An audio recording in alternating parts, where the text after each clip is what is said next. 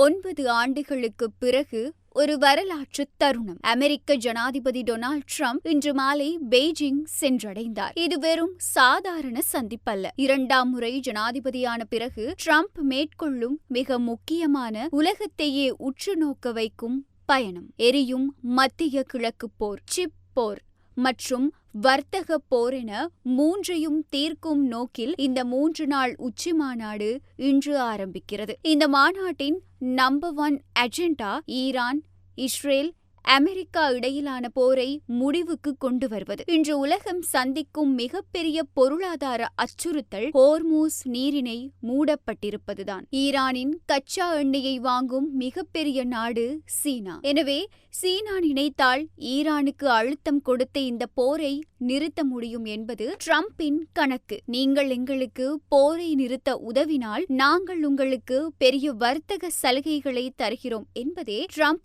சீனாவுக்கு வைக்கும் மிகப்பெரிய சலுகை. இந்த முறை ட்ரம்ப் தனியாக வரவில்லை. தன்னுடன் டெஸ்லா தலைவர் எலான் மஸ்க் மற்றும் ஆப்பிள் நிறுவனத்தின் CEO டிம் குக் ஆகியோரையும் அழைத்து வந்துள்ளார். இந்த பின்னணியில் பல ஆயிரம் கோடி ரூபாய் மதிப்பிலான ஒப்பந்தங்கள் உள்ளன. சீனா மீண்டும் அமெரிக்காவின் போயிங் விமானங்களை வாங்க போகிறதா? அமெரிக்க விவசாய பொருட்களுக்கு சீனாவில் சந்தை கிடைக்குமா? குறிப்பாக தற்போதுள்ள 31.6% இறக்குமதி வரியை ட்ரம்ப் குறைப்பாரா? இதுதான் உலக வர்த்தகர்களின் எதிர்பார்ப்பு. ஆனால் எல்லாமே சுமூகமாக இருக்காது. அட்வான்ஸ்ட் AI சிப் மற்றும் சிப் தயாரிக்கும் இயந்திரங்களை சீனாவுக்கு ஏற்றுமதி செய்யக்கூடாது என்பதில் அமெரிக்கா பிடிவாதமாக உள்ளது. சீனாவின் தொழில்நுட்ப வளர்ச்சியை தடுக்க அமெரிக்கா விதித்துள்ள தடைகளை தளர்த்த வேண்டும் என்பது ஷி ஜின்பிங்கின் முக்கிய கோரிக்கை.